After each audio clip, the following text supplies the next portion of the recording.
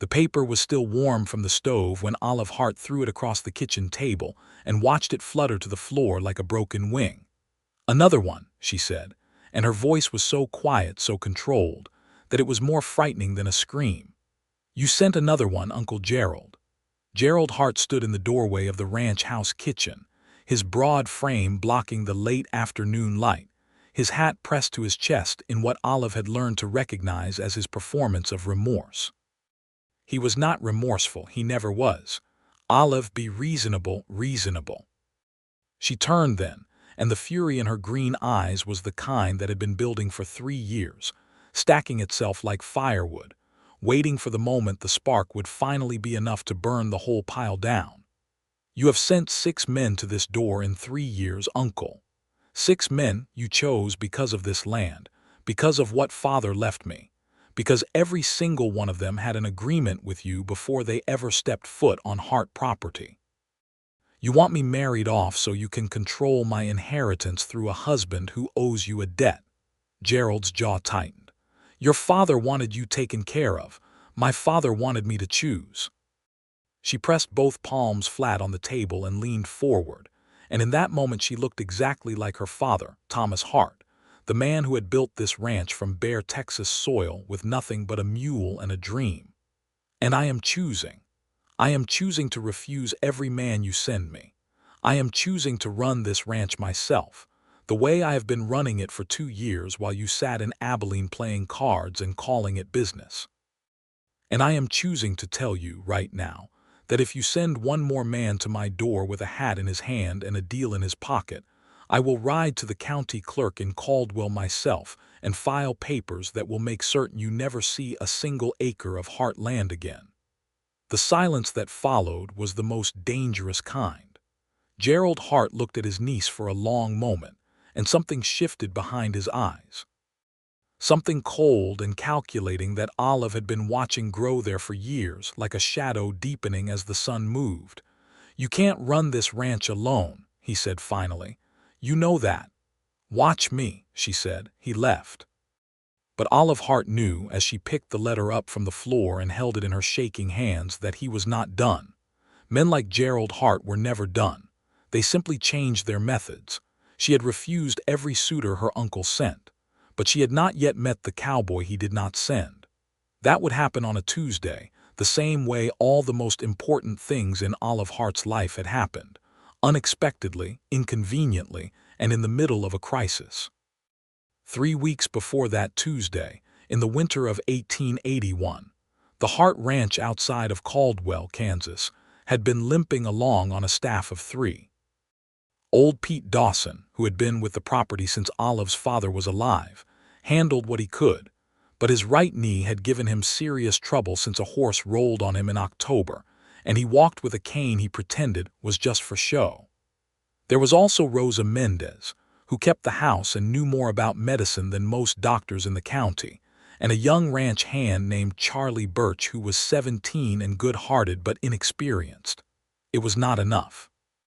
The Hart land was 200 acres of prime Kansas cattle country, with a creek that ran clean all year and pasture that had been improved carefully over Thomas Hart's lifetime. Olive had inherited it at 22, after her father's death from pneumonia 2 years prior. She was now 24, and the weight of those 200 acres sat on her shoulders with a pressure she never admitted to anyone, not even Rosa, not even in her sleep. The cattle herd, once numbering over 300 head, had been reduced by disease the prior spring and now stood at roughly 180. The fencing on the north side of the property had been damaged in a storm in September and had not been fully repaired. The winter feed supplies were adequate but not comfortable. And now, in the first week of December, one of her 2 remaining working horses had developed a stone bruise that would keep it out of real work for at least 3 weeks. Olive had written to Pete's cousin in Wichita asking if he knew any reliable hands looking for seasonal work. She had placed a notice at the feed store in Caldwell. She had done everything a woman in her position was supposed to do, though she knew perfectly well that most of the men who would respond to those notices would see her without a husband and spend more time considering their own odds than considering the job.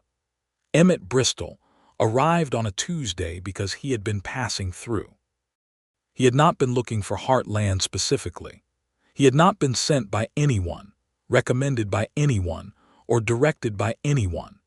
He had been riding south from Wichita after finishing a contract job with a cattle operation there, heading generally toward Texas, with his bedroll and his horse, and a reputation for honest work that had followed him across 3 states in the 6 years since he'd left his family's farm in Missouri. He was 27 years old, with dark hair that curled slightly at his ears from under his hat brim, and eyes the color of weathered copper, a brown so warm it read almost amber in certain light.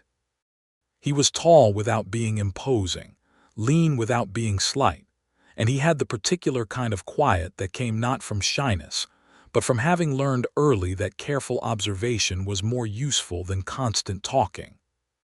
He stopped at the Hart Ranch for no more romantic reason than that his horse, a steady bay gelding named Solomon, had thrown a shoe on the road north of the property, and he had seen the smoke from the chimney and the light in the barn, and calculated that it was the closest place with the resources he needed. He did not know he was riding toward the woman he would love for the rest of his life. He was thinking about Solomon's hoof. Olive was in the barn when she heard the knock on the barn door, which she had pulled half shut against the cold. She straightened up from where she had been examining the bruised horse's foot and called out, "It's open." The man who stepped inside was not what she was expecting, though she could not have said what she had been expecting. He took his hat off immediately, which she noted.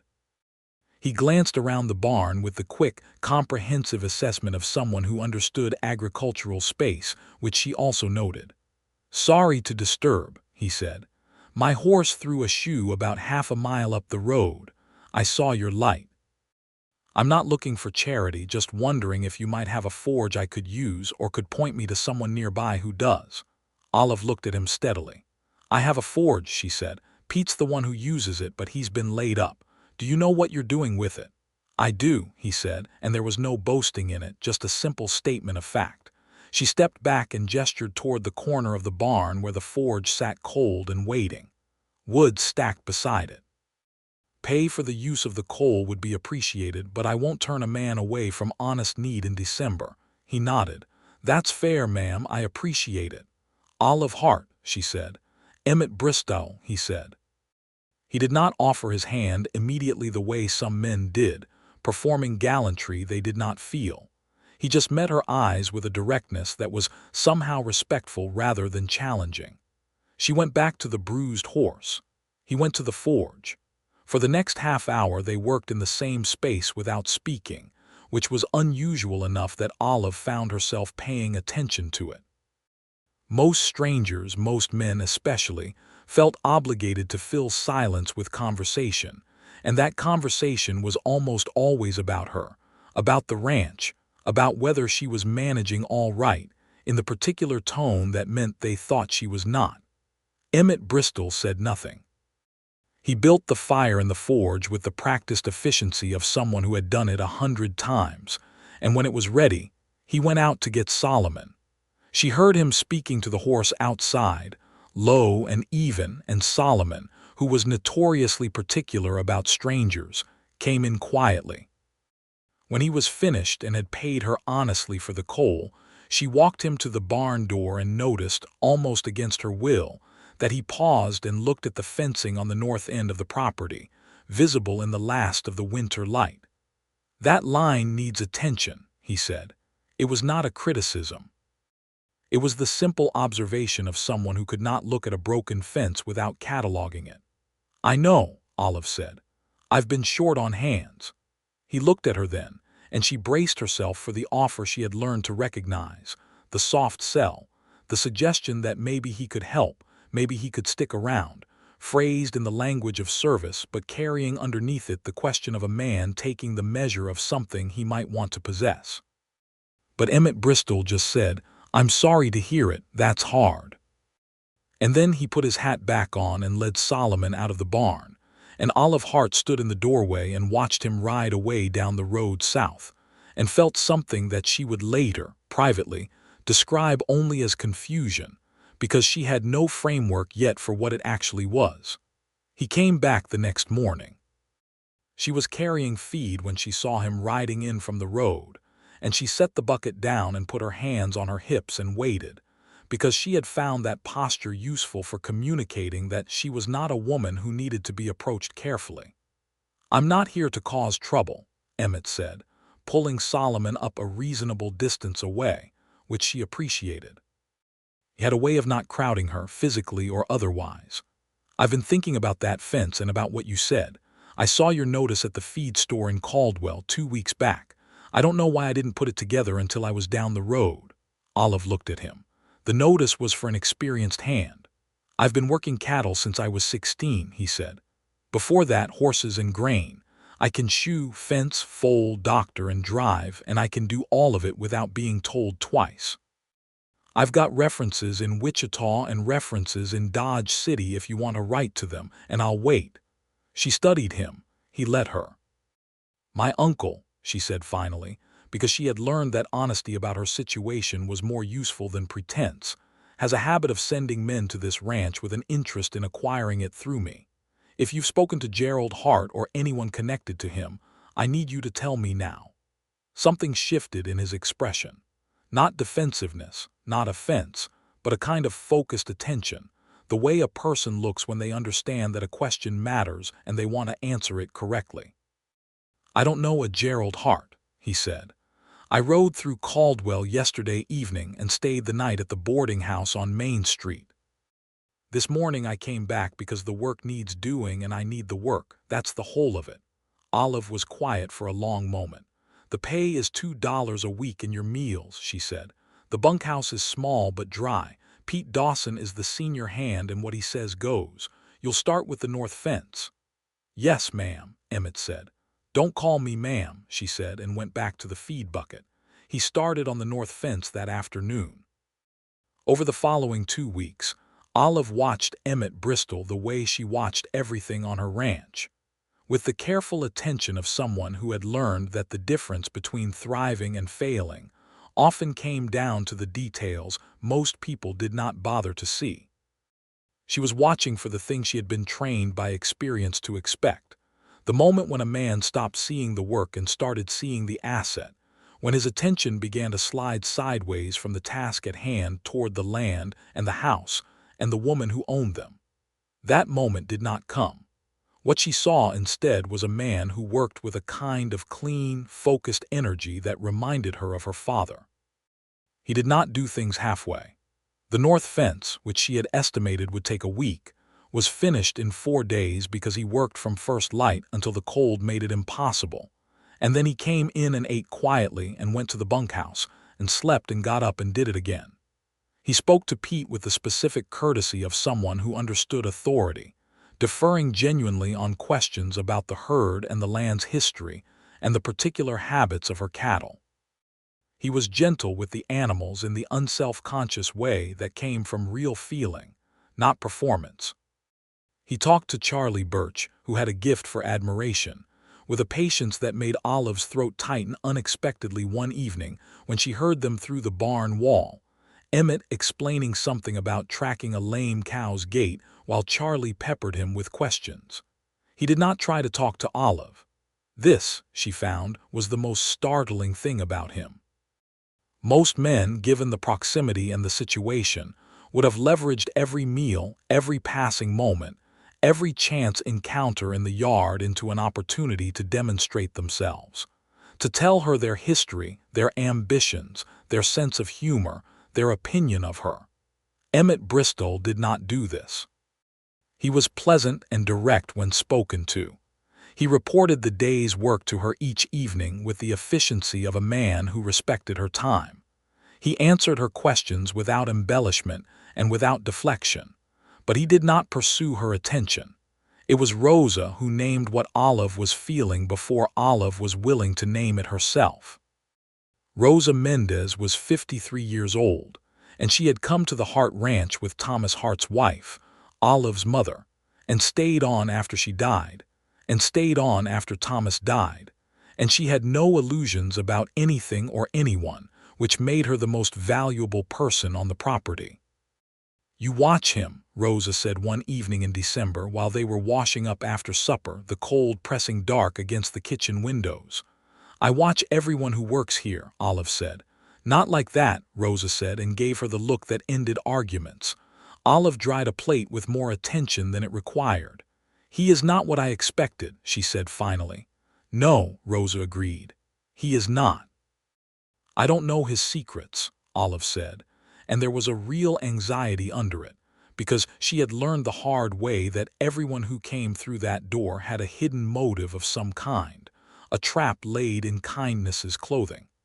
"He could have something with Gerald that I don't know about yet."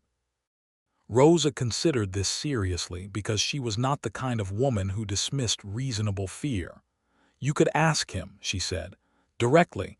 You are not afraid of direct." "I'm afraid of wanting to believe the answer," Olive said, so quietly she barely heard herself.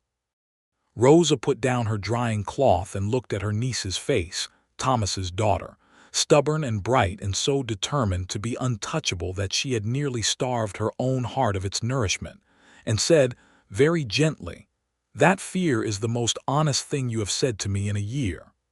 Olive did not answer. But that night she lay awake in the room that had been her parents' room, now hers, with the December wind pressing at the windows, and she thought about a man who worked without agenda and spoke without performance, and who had not once in 2 weeks made her feel like something to be won. And she knew, with the quiet certainty that preceded all the real decisions of her life, that she was in serious danger. It was the cattle crisis that broke through the distance she had been maintaining between herself and him, because crises do not respect the careful architectures people build to protect themselves. On December the 14th, Olive woke at 2 in the morning to Solomon whinnying in the pasture, which was unusual enough to bring her fully alert at once. She dressed quickly in the dark, took the lantern from the hook by the door, and went out into the cold. 3 of her cattle were down at the far edge of the east pasture. She ran. She was on her knees beside the closest one when she heard footsteps behind her and looked up to find Emmett there, barefoot in the frozen grass, his shirt thrown on but not tucked, which told her he had heard the horses too and come immediately without thought for himself. "What do you know about bloat?" she demanded. "I know enough," he said, and was already moving. What followed was 2 hours of hard, frightening work in the dark, the kind of work that required 2 people who trusted each other's judgment because there was no time to explain or debate. Emmett moved with her, reading her directions and the cattle's distress simultaneously, doing exactly what needed to be done with a competence that she could feel in her bones, the specific relief of being matched by someone equally capable. They lost 1 animal, which Olive had known before they began was likely, but they saved the other 2. When it was over, they sat on the fence rail in the cold dark, breathing hard, their breath making clouds between them. "I'm sorry about the one you lost," Emmett said.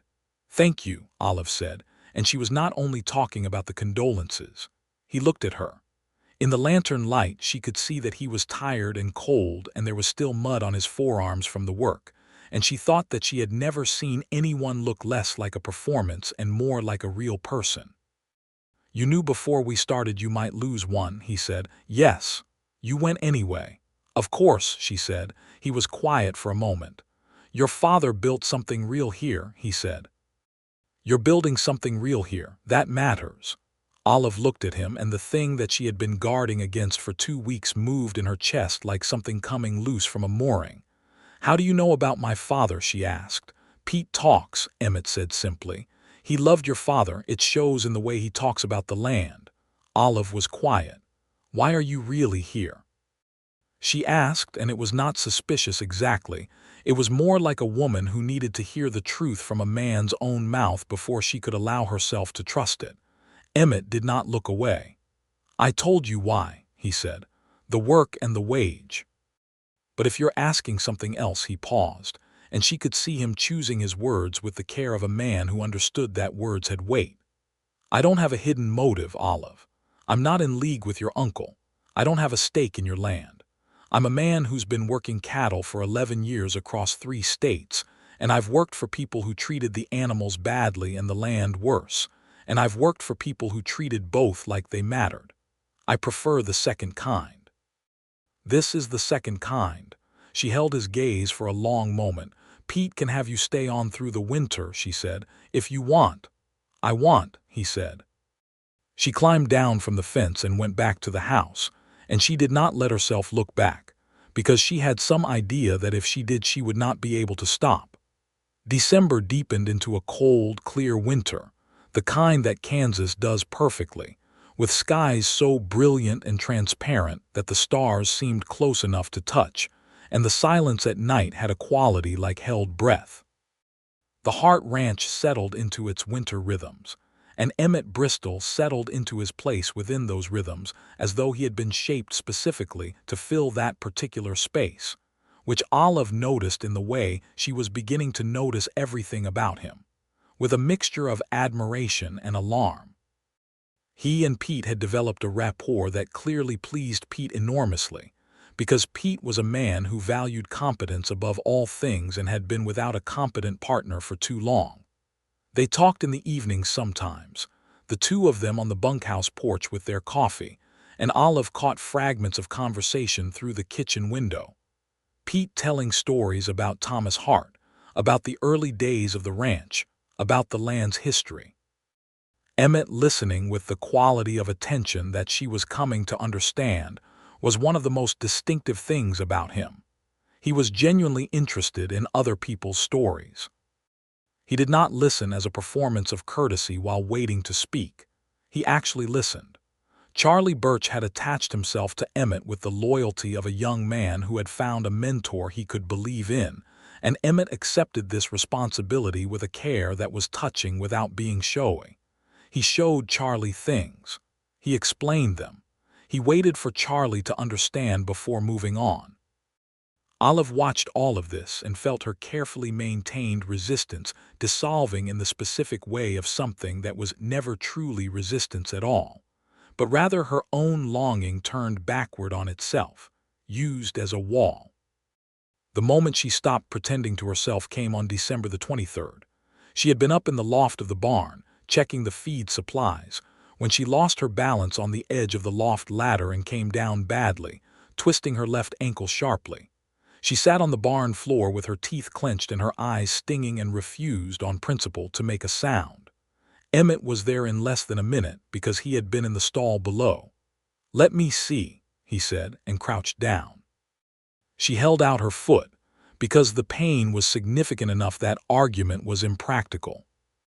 He examined her ankle with the careful, impersonal efficiency of someone who had dealt with trail injuries, and she found herself looking at the back of his neck while he worked, the dark hair curling slightly against his collar, and thinking about how near he was, how warm in the cold air of the barn. "It's a bad sprain," he said. "Needs wrapping and kept off the ground." He looked up at her. "Can you put your arm around my shoulder?" She could and did, and he helped her up and supported her weight across the yard and to the kitchen door without making it feel like something other than practical assistance, which she was grateful for because if he had made it tender she would have had to rebuild her walls. But then, at the kitchen door, before he could step away, she said, "Emmett." He looked at her. "Thank you," she said. "Not just for this." He held her gaze for just a moment longer than necessary, and something in those warm copper-brown eyes went very still, very focused, the way they did when something mattered. "You're welcome," he said. "Not just for this."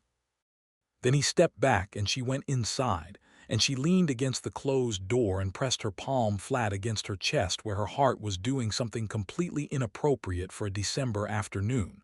Rosa found her like that. "Good," Rosa said, with the satisfaction of someone who had been waiting patiently for something inevitable. "Hush," Olive said. "Absolutely not," Rosa said.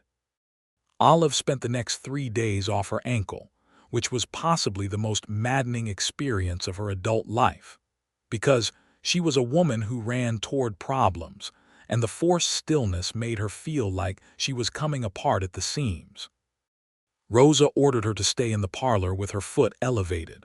Pete came in to report twice a day, which was more than usually necessary, and Olive suspected Rosa had asked him to do it for her sanity. And Emmett came in on the second evening. He knocked at the parlor door, which was slightly open, and she called him in, and he came in with his hat in his hands and a small, awkward bundle wrapped in cloth. "Rosa said you might want something to read," he said, and held out the bundle. "I rode into Caldwell this afternoon for some things we needed, and there was a book at the dry goods store. I didn't know if it was the kind you like, but—" She unwrapped it. It was a copy of Middlemarch by George Eliot in a slightly battered but fully readable condition. She looked up at him.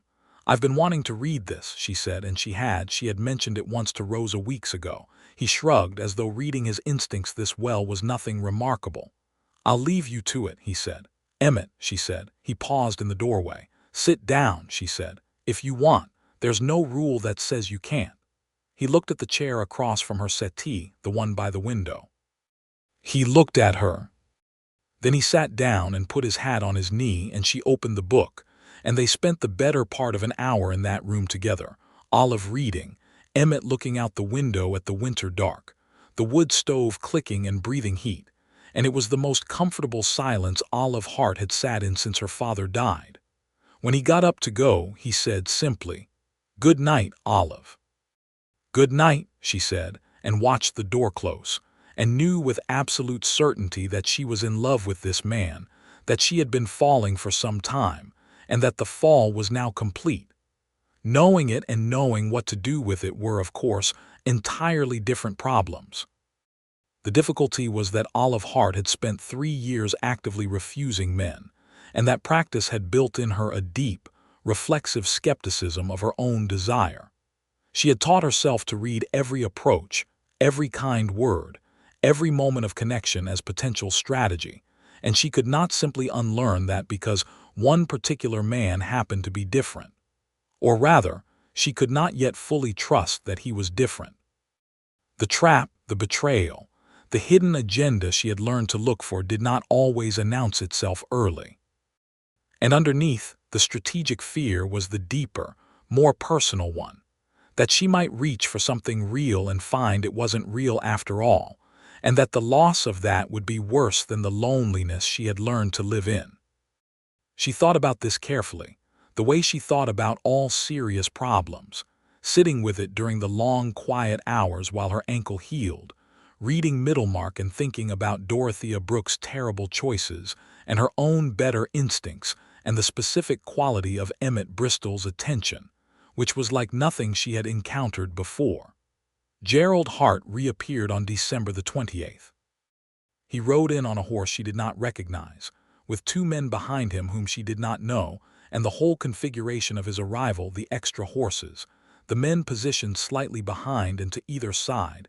The particular set of Gerald's shoulders made Olive's stomach go cold before she was even off the porch.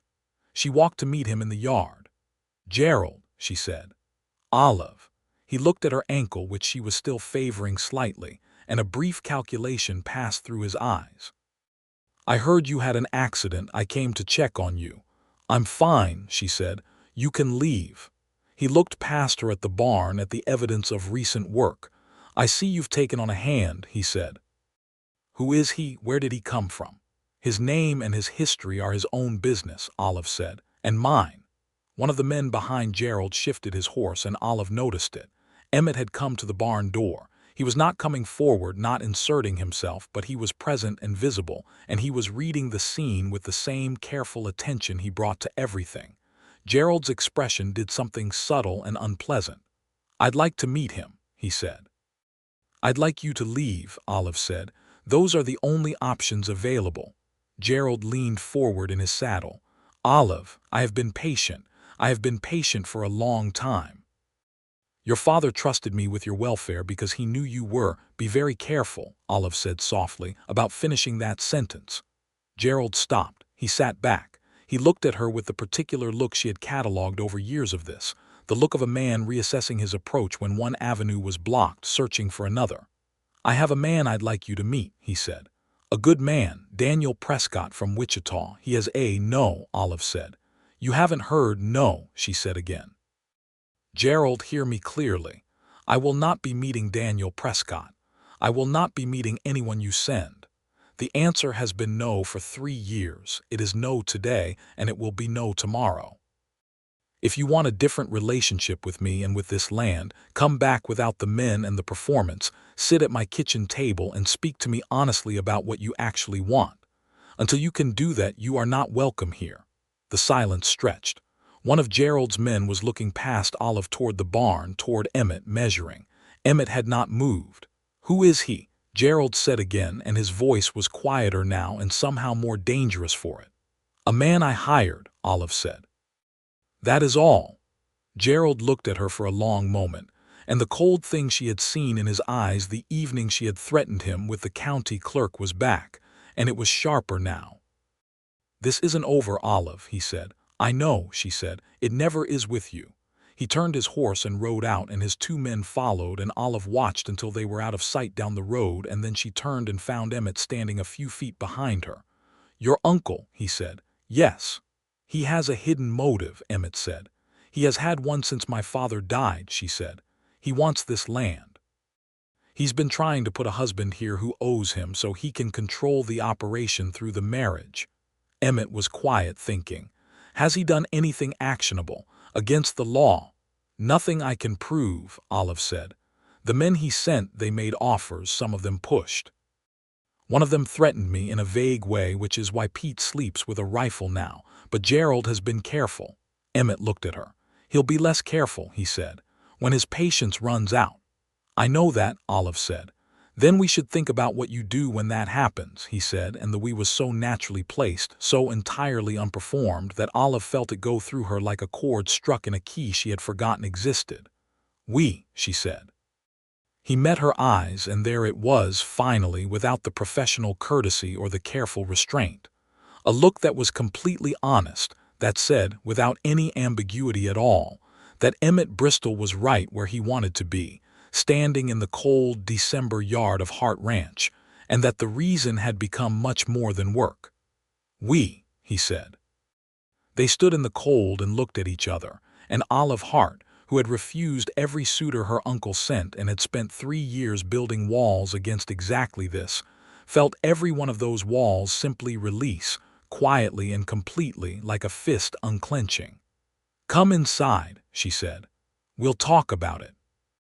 They talked for 2 hours at the kitchen table, Rosa moving around the periphery and pretending not to listen while clearly listening to every word. They talked about Gerald's patterns, about the specific men he had sent, and what they had offered, and how they had left. They talked about the land and the county records and the legal reality of Olive's position, which was secure as long as she remained unmarried or married someone who had no prior agreement with Gerald. They talked about what Gerald might do when his strategy failed sufficiently, whether he might move from social pressure to something with harder edges. And somewhere in the middle of all that talking, the conversation changed quality without either of them acknowledging it directly, and they began talking about other things. About Olive's father in the early days of the ranch, about Emmett's family farm in Missouri, his parents, his 2 younger brothers, about why he had left. There was nothing wrong with it, he said. It was a good farm, but it was my father's and my brother's, and I wanted something that I'd built myself. I didn't know exactly what yet. I just knew I needed to go find out. Do you know yet? Olive asked.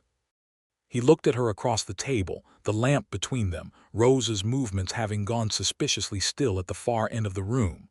I'm starting to have some ideas, he said, and his voice was careful and warm and honest. Olive looked down at her coffee cup and then looked back up at him, and decided that she was done being afraid. I think you should know, she said, that I have no interest in the men my uncle sends.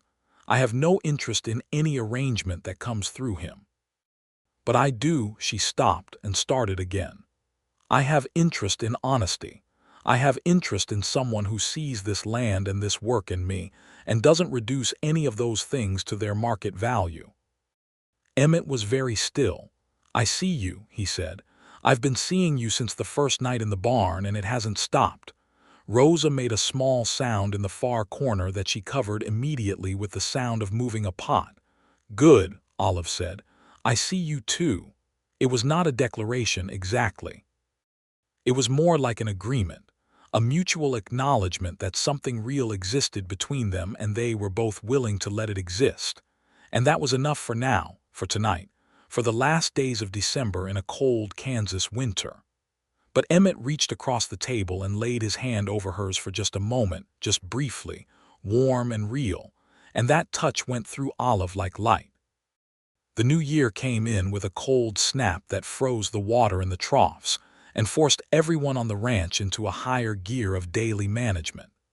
January 1882 was brutal in its temperatures but clear, and the work of maintaining the herd through genuine cold was demanding enough to keep every person on the property occupied from before dawn until after dark. There was something Olive discovered about working alongside Emmett Bristol in the full and serious context of winter ranch management.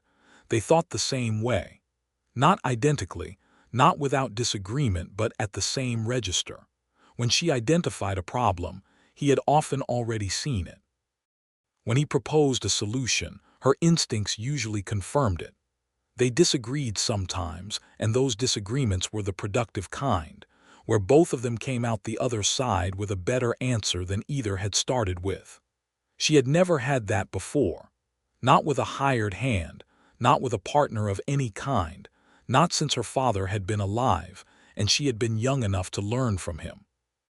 In the evenings, when the work was done and the cold locked the world down into its nighttime silence, they sat together sometimes, in the kitchen, in the parlor, on the porch when the cold was not too savage, and talked, or were quiet together, which was increasingly its own kind of intimacy.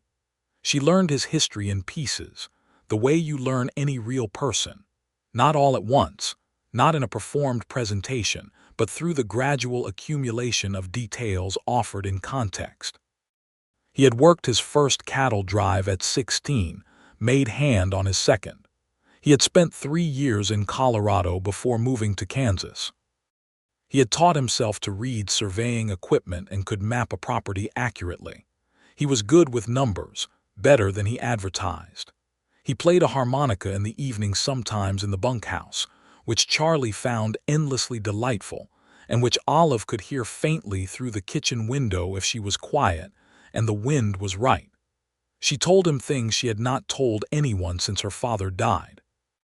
About what the ranch meant to her, not as an inheritance but as a living thing, something she tended and worried over and loved.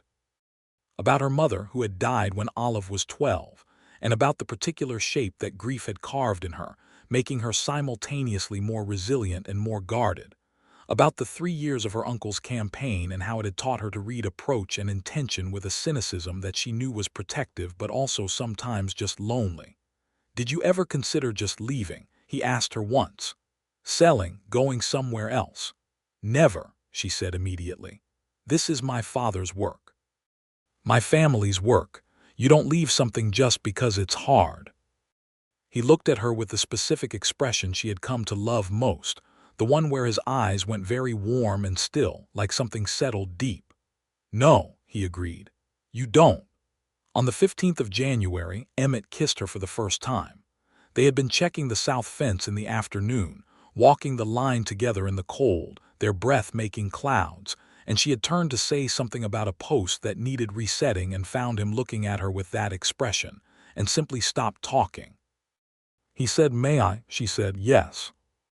The kiss was quiet and certain and completely unhurried, his gloved hands framing her face with a care that made her chest ache, and the cold air around them and the wide white sky above them, and the solid Kansas ground under her boots made it feel entirely real, anchored in the world she knew and loved.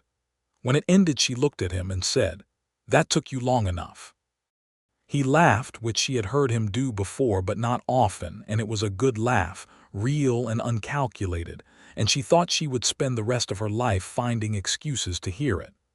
"I wasn't sure," he said. "I was sure for a month," she said. "I was just scared."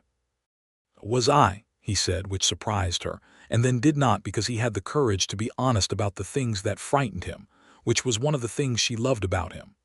They walked back to the ranch hand in hand, and when they came into the yard, Pete Dawson was on the porch with his coffee and watched them approach and said nothing, but the smile on his weathered face was enormous. Gerald Hart did not leave them alone for long. His method, the second time, was harder-edged, as Emmett had predicted. On the 23rd of January, a man arrived at the ranch whom Olive did not recognize.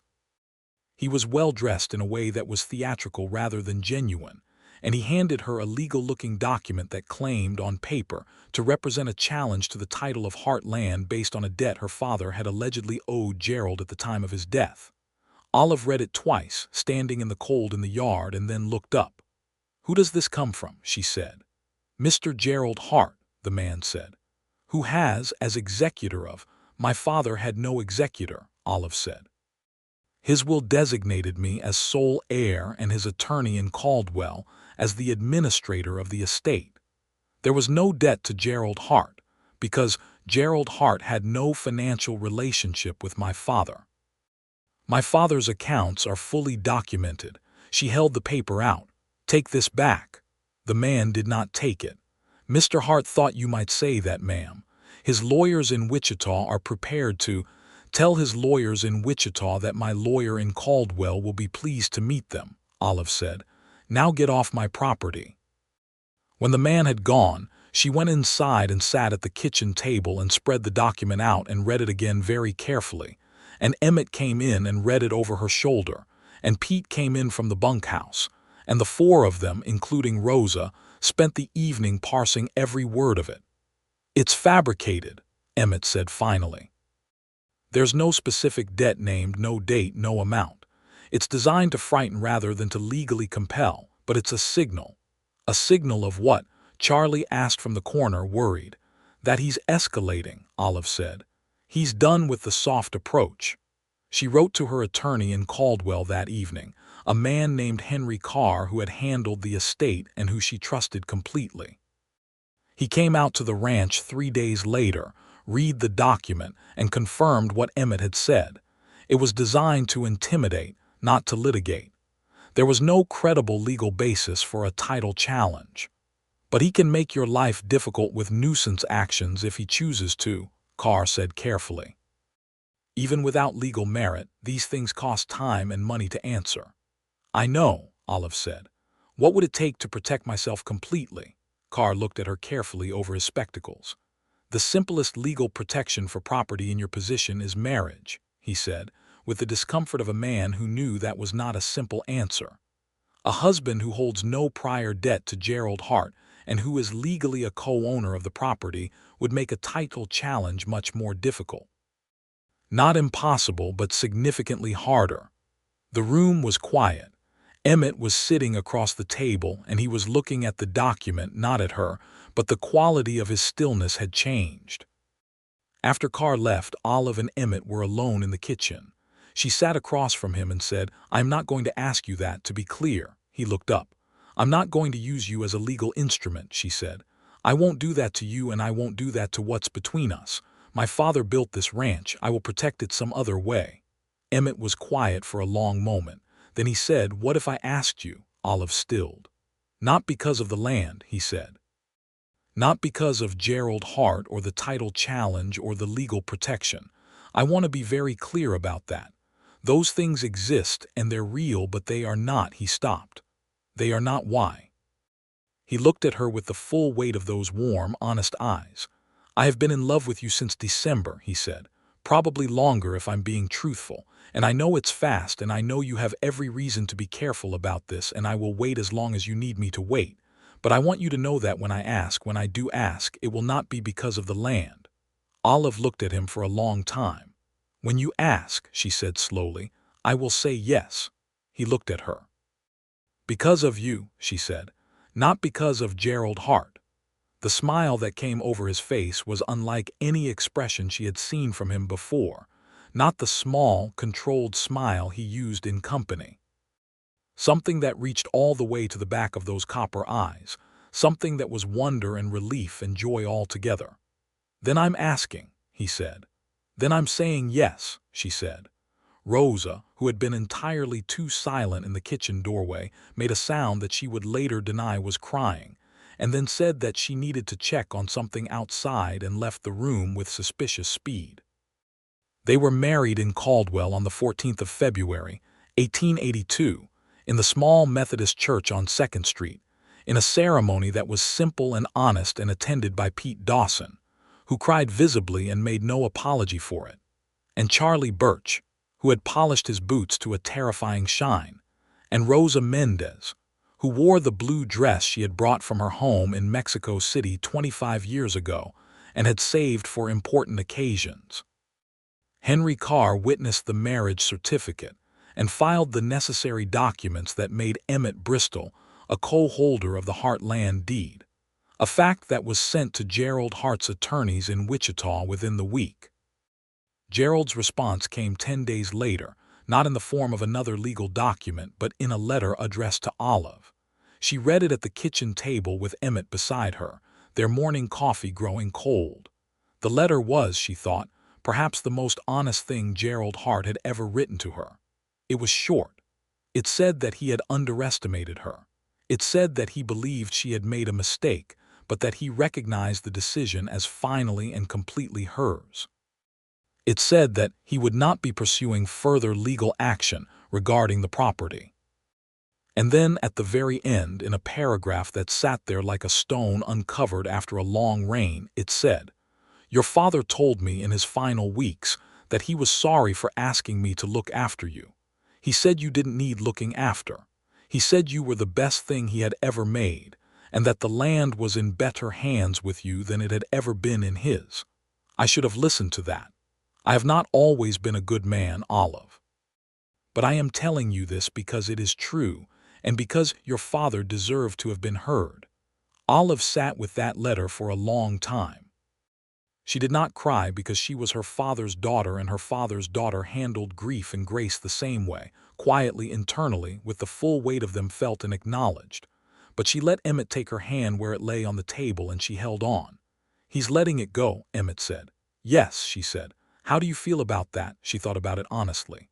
"Relieved," she said, "and sad. He could have been someone I trusted. He chose not to be." "Some people do," Emmett said. "I know." She turned her hand over and held his properly. "I'm glad you didn't." Spring came to Hart land like a promise kept. The cattle herd, which had numbered 180 in December, had grown through the calving season to 212, which was the largest it had been in 3 years. The north fence was solid. The south fence had been reinforced. The barn had a new addition that Emmett and Charlie had built in March, which gave them proper storage for tack and equipment that had previously been crammed into the main barn in a way that Pete considered an ongoing insult. Pete's knee was better. Not perfect, it would never be perfect, but he had seen a doctor in Caldwell that winter at Olive's insistence, and with proper treatment and rest had improved enough to move without the cane on good days. He made this known by carrying the cane anyway, because he had become fond of it. Charlie had grown into his work over the winter with a confidence that was lovely to watch. He was 18 now, technically still young, but in practical terms more capable than most men twice his age when it came to the specific demands of the Hart operation, and Emmett had taught him surveying basics that spring, which delighted him beyond proportion, and which Olive suspected would eventually lead to something larger for Charlie Birch, something with territory in it. The ranch was whole, more whole than it had been since before her father died. And she was happy, which was something she had not allowed herself to notice about herself for a long time, because she had been so focused on survival that happiness had seemed like an indulgence, a distraction from the necessary. She noticed it on a morning in April early when she was standing on the porch in the thin, gold, new spring light with her coffee, and Emmett came up behind her and slid his arms around her from behind and rested his chin on her head, and they stood like that in the quiet for a long time watching the light come up over the pasture. "What are you thinking?" he asked. "That I'm happy," she said. "I'm just noticing it." His arms tightened slightly. "Good," he said against her hair. "So am I." She turned in his arms and looked at him in the morning light and thought, for the 1000th time, that she was the luckiest woman in Kansas, and not because of the land, though the land mattered enormously, and not because of the legal protection or the security or the practical partnership, though all of those were real and valued. She was the luckiest woman in Kansas because this man had come to her barn door in December with a thrown shoe and an honest face, and had never, not once, been anything other than exactly who he appeared to be. In a world that had trained her to expect the hidden motive, the trap, the betrayal disguised as kindness, he had simply been real. That was the greatest gift she had ever received. Late that April, Olive learned she was pregnant. She sat with this information for 2 days before telling Emmett, not because she was afraid of his reaction, but because she wanted to know her own reaction first, to be fully certain of what she felt before she brought it to him. What she felt was a joy so large and quiet and deep that it alarmed her slightly, the way very large things can alarm you when you first encounter their real dimensions. She told him on a Saturday evening. They were sitting on the porch in the warm spring dark, and she said simply, "We're going to have a baby." He turned to look at her, and she watched the news land in him, watched his face go through something complex and immediate, and then he reached over and took her face in his hands and kissed her forehead and then her cheek and then her mouth, and when he pulled back his eyes were bright. "When?" he managed. "November," she said, "if the timing is right." He made a sound that was mostly breath and held her against him, and she could feel his heart going hard under her cheek. "Are you all right?" he asked. "I'm wonderful," she said. "I love you," he said, and it was not the first time he had said it, but it landed with the same quality it always had. Completely simply, without any theater, just the truth told plainly. "I love you," she said back, also plainly, also completely. Rosa, when told, immediately began making plans for the kitchen garden that she described as being specifically optimized for a pregnant woman's nutrition, which was her way of expressing joy that was too large for conventional sentiment. Pete sat down on the porch steps and was quiet for a moment, and then said, "Thomas would have been something," meaning something vast and private, and Olive understood him and put her hand briefly on his shoulder. Charlie Birch, told at supper, stood up from the table and said, "That is tremendous news," with the earnest formality of a young man who wanted to say the right thing, and then sat back down and grinned helplessly. The summer of 1882 was the best summer Olive could remember. The work was full and demanding and satisfying. The way work is when you are doing it with the right people in the right place. The cattle operation was running at its best capacity in years. Emmett had negotiated a favorable contract with a cattle buyer in Wichita that would give the Hart operation a consistent buyer for the next 2 seasons, which provided a financial stability Olive had not had since before her father died. Emmett was thinking long-term, she noticed. Not in a grasping way, not in the way of a man building an empire for himself, but in the way of someone who understood that sustainability was built in years, not months, and that every decision made now shaped what was possible later. He talked through the big decisions with her, always, because it was her land, her family's work, and he never forgot that or treated it as a formality. They were equal partners. That was the thing that she had not dared to hope for and had received anyway. In September, Emmett rode to Caldwell and came back with a letter he had written to his family in Missouri, telling them about the marriage and the baby, and asking if they might consider a visit come spring. He showed her the letter before he sent it, sitting across from her at the kitchen table. She read it carefully. He had written about her with a simplicity and an honesty that made her breath catch. "This is the woman I will love my entire life. The land is hers, and I hold it in partnership with her. It is the most honest work I have ever done and the most honest life I have ever lived." She handed the letter back. "Send it," she said. He folded it and put it in his pocket and smiled at her.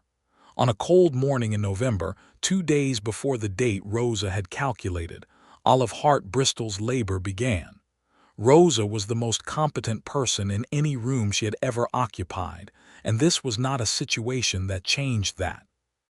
She sent Emmett firmly to the kitchen and managed the event with the authority of a general, and Pete and Charlie and Emmett sat at the kitchen table in varying degrees of barely contained anxiety for several hours, while Rosa moved between rooms and issued calm, precise instructions. The baby arrived at 10:30 in the morning. He was a boy, which Emmett discovered when Rosa appeared in the kitchen doorway and said, with the enormous calm that sometimes accompanies very large feelings, "Your son is here." Emmett was beside Olive within the minute. She was tired in the beautiful, profound way of a woman who has done a great and necessary thing, and she was holding a red, indignant, perfect boy wrapped in the blanket Rosa had embroidered with small horses in preparation for exactly this moment. "Look," she said to Emmett. He sat on the edge of the bed and looked at his son, and his face did the complicated, helpless thing that faces do in the presence of new life, and he put one careful finger against the baby's fist, and the baby gripped it with the total commitment of the newly arrived. "What do we name him?" Emmett asked, and his voice was very soft. "Thomas," Olive said, "for my father." He looked at her. "And James," she said, "if you want, for yours." "Thomas James Bristol," Emmett said, testing the weight of it. "Is that all right?" she said.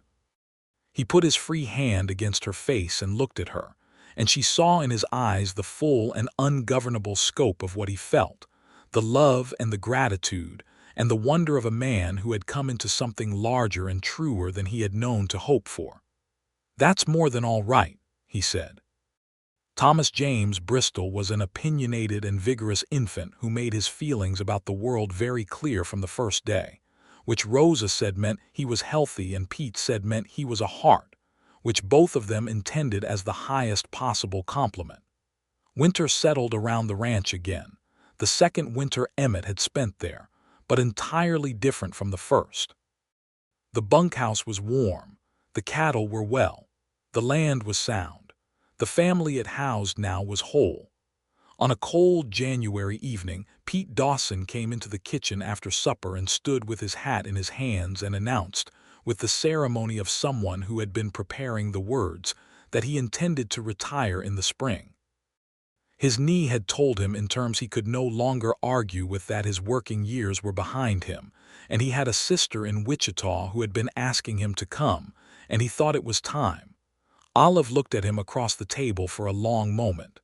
"You'll come back," she said, "for the summers if you want. There's always a room here for you, Pete." Pete Dawson, who had worked this land for 15 years and had loved Thomas Hart like a brother, and who had watched Olive grow from a child who followed her father everywhere to the woman running the operation her father had died proud of, nodded with the particular dignity of someone accepting something they had not known they needed. "I'd like that," he said. "Thank you, Olive." "Thank Emmett," she said. "He's the one who'll keep the room ready." Emmett, who had been quiet through this, said, "It'll be ready." In the spring of 1883, three things happened in fairly rapid succession.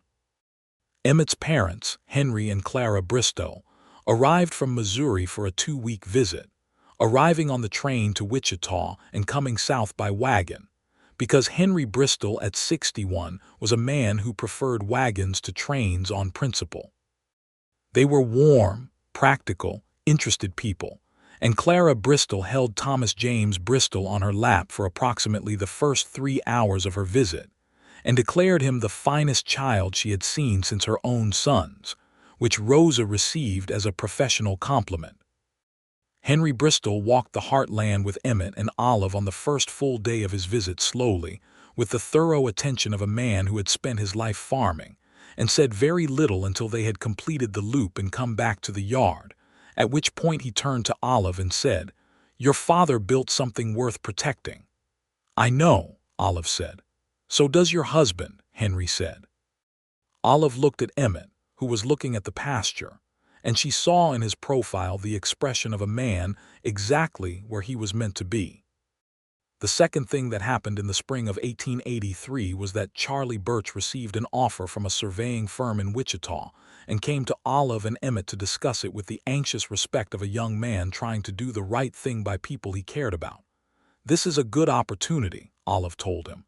"You should take it." "I don't want to leave you short," Charlie said. "Charlie," Emmett said, "you were never meant to stay in a ranch hand position your whole life.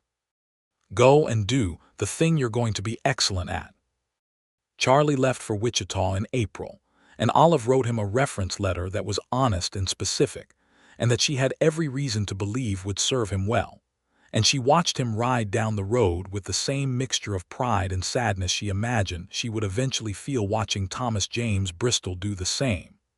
They hired 2 new hands for the summer, both referred by Pete's cousin in Wichita, both good workers, and the operation moved into its 3rd year with Emmett at the center of it. The third thing that happened in the spring of 1883 was that Gerald Hart died.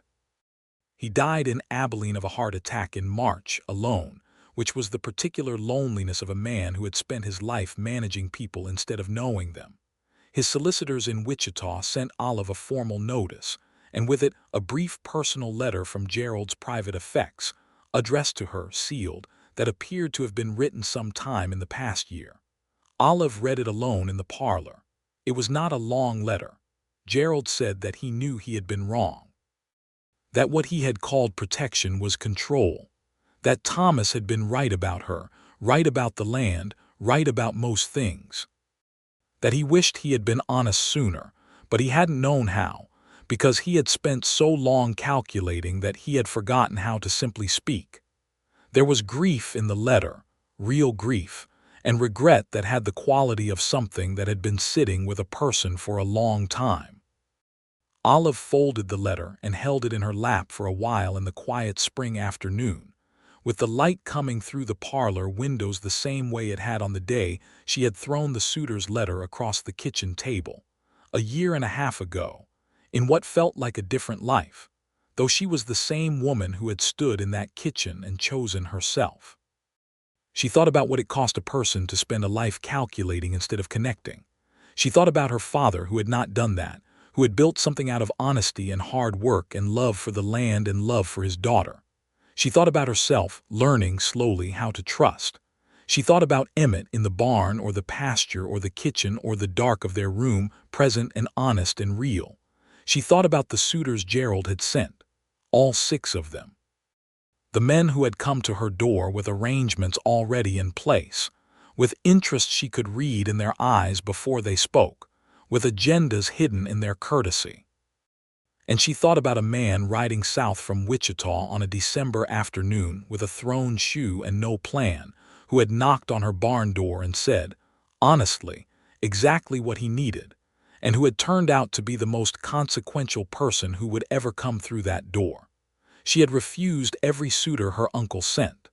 The cowboy her uncle did not send was the one she chose.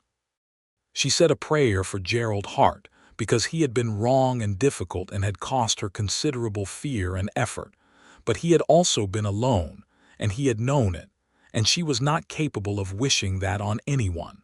Then she went out to find her husband. He was in the south pasture with Thomas James, who at 17 months was a walking, pointing, furiously curious person with dark hair and his mother's green eyes, and Emmett was crouched beside him, following the direction of Thomas's pointing finger toward something in the grass, giving the thing, whatever small creature it was, the full seriousness of his attention. She stood at the pasture fence and watched them. The spring light was gold and enormous, and the land spread out in every direction. Her father's land, her land, the land that Emmett had given his hands and his mind and his care to, that Thomas James would grow up knowing, that would be a real and true inheritance when the time came, not something litigated over or possessed, but something lived in and worked and loved. Emmett looked up and saw her and straightened, and Thomas James looked up too, and both of them looked at her with a quality of attention that was so entirely different and so entirely similar that she laughed. She climbed through the fence and walked through the spring grass toward them. Emmett met her halfway and kissed her, and Thomas James made a firm sound that suggested he felt he was being ignored, and Emmett picked him up with one arm and kept the other around Olive, and the 3 of them stood in the middle of the Hart pasture in the late afternoon light. Bad news? Emmett asked, reading her. Gerald died, she said. He held her more closely. I'm sorry, he said. I think he was too at the end, she said. Thomas James reached out a determined hand and grabbed a piece of Olive's hair, and she untangled herself from him gently and looked at her son and thought about her father, and about the particular continuity of love and land and honest work passing through generations. "Walk with me," she said to Emmett. They walked together in the warm spring light, Thomas James eventually growing content on Emmett's shoulder, the land spreading around them in every direction, solid and real in theirs. She told Emmett about Gerald's letter, what it said, the grief in it. He listened without interrupting, which was one of the gifts she had been given in him, that unperformed, complete quality of his listening. When she finished, he said, "He saw it at the end." "Yes," she said. "That matters," he said. "I think it does," she said. "Not for me, for him." They walked on. The sun was going down over the Kansas horizon in the long, slow, theatrical way it did in the spring, painting everything in colors that were too saturated to be believed but were entirely true. The cattle moved at the far edge of the south pasture, with the particular calm of animals that were well and fed and safe. The ranch house sat solid in the middle of the property, its windows beginning to glow with the lamp Rosa had lit inside, because Rosa lit the lamps at the same time every evening regardless of season. Thomas James had fallen asleep on Emmett's shoulder with the sudden, complete authority of the very young. "We should go in," Emmett said quietly. "In a minute," Olive said. She stopped walking and looked at it all, the land, the house, the sleeping child, the man beside her. The whole of the life she had built and protected and chosen. She thought about the girl she had been before all of this, before grief and responsibility and the particular education of having someone try to take everything from you. The girl who had not yet learned that love could come without a hidden motive, without a trap, without the sense that the person offering it was measuring what they might receive in return. She had learned. It had taken longer than it should have because the world had given her reason for caution, but it had come. He had come. Not sent by anyone, not arranged, not part of a plan she hadn't made. Just a man with an honest face and a thrown shoe, standing in the light of her barn, saying exactly what he needed, and then over the months and seasons that followed, being exactly what she had always hoped someone might be, had barely let herself hope, had almost refused to hope because hope had felt like too much exposure, but she had hoped, and she had been right to. "Emmett," she said. "Yes," he said, looking at the sunset. "Thank you," she said, "for coming to the barn that night." He turned to look at her, and the sunset was in his eyes, that warm copper-amber color, and the sleeping child between them was breathing with the deep, untroubled regularity of perfect security. "I think about that sometimes," he said, "what it would have been if Solomon hadn't thrown that shoe." "Don't," she said. "It happened the way it happened." "It did," he agreed. She took his free hand, the one not holding their son, and they walked back to the house through the last of the spring light. The years that followed the spring of 1883 were the years that Olive Hart Bristol would describe, when she was very old and someone asked her about her life, as the good years, and she would say it simply and mean it completely, because they were the years of real things. Real work, real love, real children, real seasons, real grief when it came and real joy when it came, and always, underneath it all, the land which her father had made and which she had held and which would go forward after her. A daughter came in 1884, born in July with the warm weather outside and Rosa running the show with her characteristic authority, named Margaret Clara Bristol. Margaret for a girl Olive had loved in childhood, and Clara for Emmett's mother, who cried when she received the letter telling her.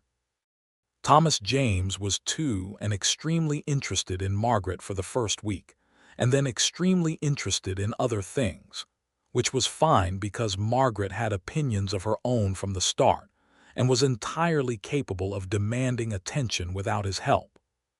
Pete Dawson came back in the summers as he had promised, and his sister came with him one summer, a small, cheerful woman named Edith who helped Rosa in the kitchen and went home in September declaring the Hart Ranch the finest operation in the state, which Pete received with enormous pride. Charlie Birch sent letters from Wichita that were full of surveying work and professional satisfaction, and the energy of a young man who had found his direction, and eventually a letter announcing his engagement, and then a letter announcing the birth of his first child, and each one arrived to great celebration in the Hart kitchen. Emmett's brothers came to visit in 1885, both of them with the wives they had married in Missouri, and the Hart ranch was briefly and gloriously full of people and noise and children, and Olive stood in the middle of all of it and felt the house as her father had built it to feel. Full. The cattle operation grew steadily, responsibly, with the particular kind of growth that came from not overextending, from making each year's decisions with the next 5 years in mind. By 1886, the Hart herd numbered over 300 again, and Emmett had negotiated a standing contract with a cooperative in Wichita that would carry them forward with consistent buyers for the foreseeable future. Henry Carr, her attorney, retired that year and handed her affairs to his son, a younger man named Frederick Carr who had grown up knowing the Hart operation and treated it with the same diligent care his father had. The transition was smooth. The world was changing around them. The railroad was pushing further and further through Kansas, and towns were growing, and the cattle trails were shifting, and the wild open quality of the frontier that had existed in the early days of the ranch was giving way to something more settled, more connected, more complex. Olive watched these changes with the interest of someone who understood that the land's value lay not in staying fixed but in adapting intelligently, and she and Emmett talked about the future the way they talked about everything. Honestly, practically, as equal partners in a shared project that was larger than either of them alone. There was a third child in 1887, another boy, born in October and named William Henry Bristol, William for no particular ancestor and Henry for Emmett's father, who upon receiving the news sat quietly in his chair in Missouri for a long moment, and then said to his wife Clara that he thought their son had done something remarkable, which Clara, who had met Olive and formed an immediate and unambiguous opinion of her, said was entirely because of the woman he had married. Both assessments were accurate. Thomas James, at 6, received the news of his new brother with a more measured response than he had offered for Margaret, which Rosa attributed to experience. On an evening in October, when William Henry was a week old and the house was settling back into something approaching rhythm, Olive sat in the parlor with Emmett in the chairs by the window, William Henry asleep in the cradle Rosa had dragged out of storage for the third time, the fire going quietly, the house breathing around them with the deep, inhabited contentment of a place that is genuinely lived in. "I want to tell you something," Olive said. Emmett looked at her. "When you came to the barn that December," she said, "I was very close to something breaking. I don't mean the ranch, though that was difficult. I mean me. 3 years of my uncle's campaign and the isolation and running everything alone and refusing, always refusing because I had to and because I was right to, but also because every refusal cost something I didn't have much more of to spend." He was listening with complete attention. "And you came," she said. "Not sent by anyone, not arranged, not with an agenda, just you came, and you were real. And I kept waiting for the other thing, for the hidden motive, for the moment when the calculation would show itself. And it never did." "There was no calculation," he said simply. "I know that now," she said. "I knew it fairly quickly, honestly, and that scared me more than if you'd been like the others, because I could manage the others. I knew what they were and what I was doing, and it was difficult, but it was comprehensible. You were different in a way I didn't have a category for." He reached across and took her hand. "There was a moment," she said, "when I realized I was in love with you, and my first response was fear. Complete, real fear. Because if I was in love with you and it turned out you were false, that would be unbearable in a way the other things had not been unbearable." "Olive," he said. "I'm telling you this," she said, "because I want you to know what it meant, what it means. That you were real and you stayed real and you keep being real. It means more than I have ever said, and I should say it." Emmett looked at her for a long time. The fire clicked. William Henry breathed. Outside, the autumn night pressed gently at the windows. "I know what you were carrying," he said. "I could see it when I first met you. The wariness, the way you read everything, the specific quality of how carefully you kept your distance. I didn't take it personally. I understood it. Anyone who had been through what you'd been through for 3 years would carry that. You understood it from the beginning," she said. "From the barn," he said. "I thought this woman has had to be very careful, and that's cost her something. I didn't know everything, but I knew that much." She looked at him. "And you thought," he smiled, the real smile, the one that reached all the way to the back of those warm eyes. "I thought, I want to be someone she doesn't have to be careful with." She felt that go through her exactly as it always did when he said true things like light through glass, clean and direct. "You were," she said. "You are." He lifted her hand and pressed his lips to her knuckles with a gentleness that held everything in it, all of the years, all of the seasons, all of the love that had grown and continued growing without diminishment between them. "So are you," he said.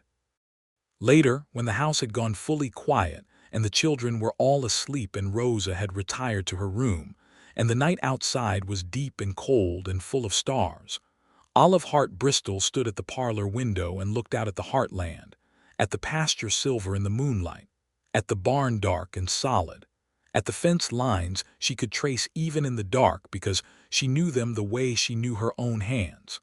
Her father had built this. She had held it. They were building it forward now. Thomas James would know it growing up. Margaret would know it. William Henry would know it. They would grow up on this land with the knowledge of honest work and real love and the deep, practical truth that things worth having required care, required the willingness to show up every morning and do what needed doing without performance and without complaint, and to be present to the people beside you with the full weight of your honest attention. That was what Emmett had shown her by being it. That was what she would give her children by living it. She heard him come up behind her, felt his arms come around her from behind the same way they had in that April morning, and they stood together at the window looking out at the land in the moonlight. "It's beautiful," he said quietly. "It always was," she said. "I just needed the right person to look at it with." He pressed a kiss to her temple and held her, and outside the heartland stretched away under the winter stars, solid and real and enduring, as it had been before them and would be after, carrying forward everything they had built here, everything they had chosen, everything they were. She had refused every suitor her uncle sent. The cowboy he did not send had become, in the end, the whole of her story, the work of her hands and the rest of her heart and the father of her children, and the man who had stood in her barn in December with an honest face and a thrown shoe, and without intending it or planning it or asking for it, become exactly what she had been keeping herself ready for through all the long, careful, necessary years of waiting. She had chosen him. He had chosen her. And the land held them both, the way good land holds everything that is true and worked and loved, without condition, without end.